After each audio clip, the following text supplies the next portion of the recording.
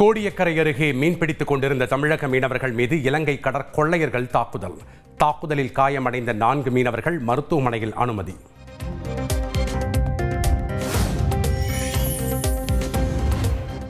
கல்வி நிலையங்களில் பகுத்தறிவுக்கு ஒவ்வாத கருத்துக்களையும் கட்டுக்கதைகளையும் மாணவர்களிடம் பரப்பக்கூடாது. பல்கலைக்கழக துணைவேந்தர்கள் கூட்டத்தில் முதலமைச்சர் ஸ்டாலின் வலியுறுத்தல்.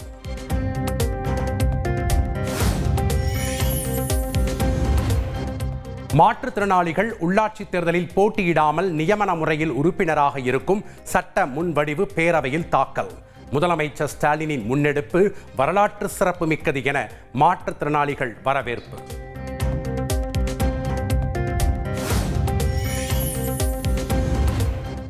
வரும் கல்வியாண்டு முதல் அரசின் காலை உணவு திட்டத்தில் உப்புமாவுக்கு பதிலாக பொங்கல் வழங்கப்படும். சட்டப்பேரவையில் அமைச்சர் கீதா ஜீவன் அறிவிப்பு.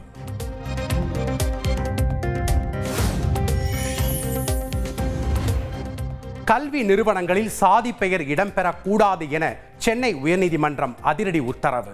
4 வாரங்களில் சாதி பெயரை நீக்காத கல்வி நிறுவனங்களின் அங்கீகாரத்தை ரத்து செய்ய அதிகாரிகளுக்கு ஆணை.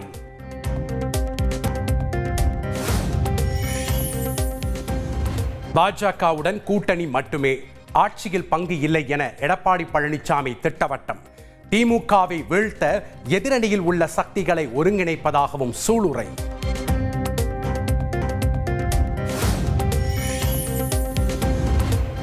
வக்ஃப் சட்ட திருத்தத்தை எதிர்த்த மனுக்கள் தொடர்பாக மத்திய அரசுக்கு உச்சநீதிமன்றம் நோட்டீஸ். வக்ஃப் சட்ட திருத்தம் 20 கோடி மக்களின் உரிமையை பறிப்பதாக உள்ளதாக மூத்த வழக்கறிஞர் கபில் சிபல் வாதம்.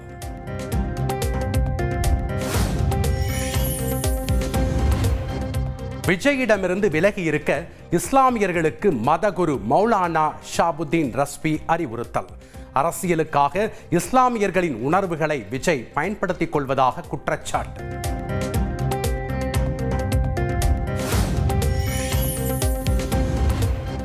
சென்னை உயர்நீதிமன்ற உத்தரவுப்படி விழுப்புரம் மேல்பாதி திரௌபதி அம்மன் ஆலயம் திறப்பு.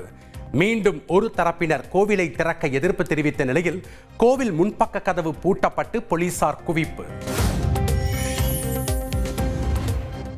நெல்லை இருட்டுக்கடையை கேட்டு கொடுமைப்படுத்துவதாக உரிமையாளரின் மகள் கனிஷ்கா புகார். இருட்டுக்கடையை கேட்கவே இல்லை என கனிஷ்காவின் கணவர் தரப்பு மறுப்பு.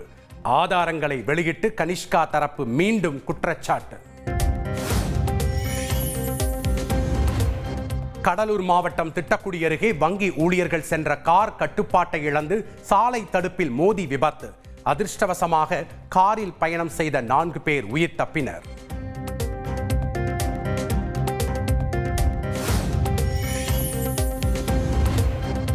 தமிழகத்திலேயே முதல் முறையாக கட்டட கழிவுகளில் இருந்து மணல் உற்பத்தியை துவங்கியது சென்னை மாநகராட்சி. 1 டன்னுக்கு 900 ரூபாய் வரை விற்பனை செய்யப்படுவதாக தகவல்.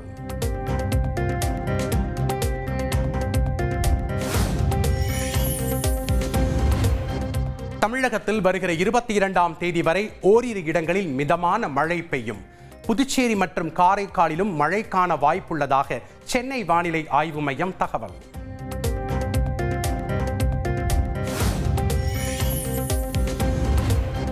தர்பூசணி குறித்து மக்கள் மத்தியில் அச்சத்தை ஏற்படுத்திய உணவு பாதுகாப்புத்துறை அதிகாரி மீது நடவடிக்கை எடுக்க கோரிய வழக்கு. தர்பூசணி பழங்களை ஆய்வு செய்ததில் எந்த ரசாயனமும் செலுத்தப்படவில்லை என சென்னை உயர்நீதிமன்றத்தில் தமிழக அரசு தகவல்.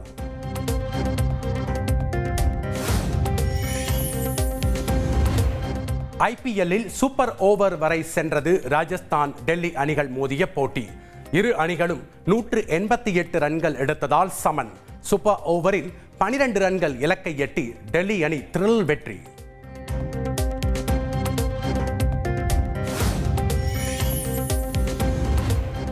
ஐபிஎல் அணிகள் மற்றும் வீரர்களை சூதாட்ட கும்பலுடன் தொடர்புடைய நபர்கள் அணுக வாய்ப்பு. ஐபிஎல் நிர்வாகத்தினருக்கு பிசிசிஐ எச்சரிக்கை.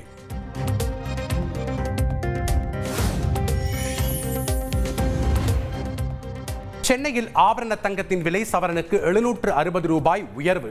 1 சவரன் தங்கம் 70,520 ரூபாய்க்கு விற்பனை.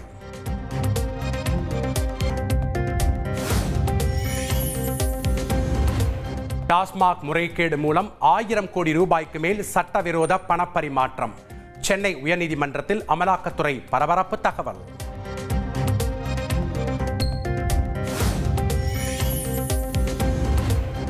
ஊட்டி, கொடைக்கானல் உள்ளிட்ட மேற்கு தொடர்ச்சி மலையில் 28 வகையான பிளாஸ்டிக் பொருட்களுக்கு தடை. விதிகளை மீறி பிளாஸ்டிக் பொருட்களை எடுத்துச் சென்றால் வாகனங்களை பறிமுதல் செய்ய சென்னை உயர்நீதிமன்றம் உத்தரவு.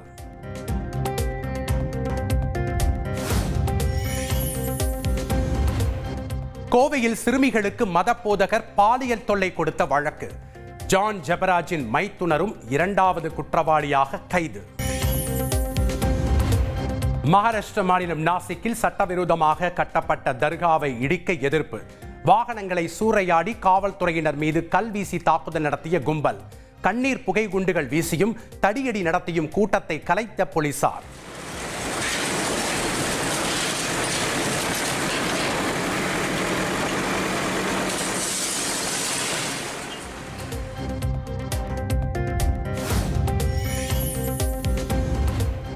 சீனாவில் இருந்து இறக்குமதியாகும் பொருட்களுக்கு 245% வரி விதித்தது அமெரிக்கா.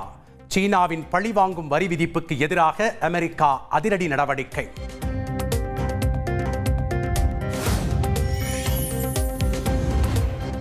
செர்பியா நாட்டில் அரசுக்கு எதிராக 3 மாதங்களை கடந்து நீடிக்கும் போராட்டம்.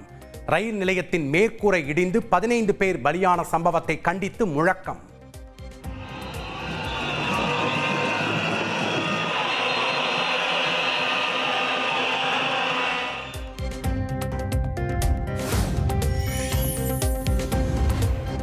சீனாவில் அதிகாலையில் 10 கிலோமீட்டர் ஆழத்தில் ஏற்பட்ட நிலநடுக்கம். ரிக்டர் அளவில் 4.1 பதிவு.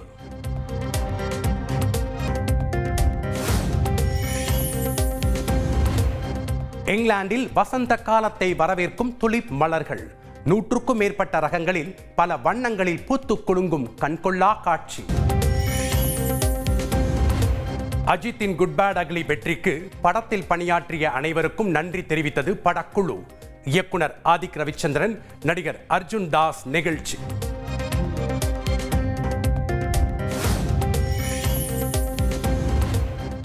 நிகழ்ச்சிகளில் பங்கேற்காமல் சமூக வலைதளங்களில் ஆக்டிவாக இல்லாமல் இருந்தது குறித்து மனம் திறந்த நடிகை நஸ்ரியா. மன ஆரோக்கியத்துடன் தனிப்பட்ட சவால்களுடனும் தான் போராடி வருவதாக விளக்கம். லக்னோ அணியில் இணைந்தார் வேகப்பந்து வீச்சாளர் மயங்க் யாதவ். காயத்தில் இருந்து மீண்டு வந்த நிலையில் பெரும் எதிர்பார்ப்பு.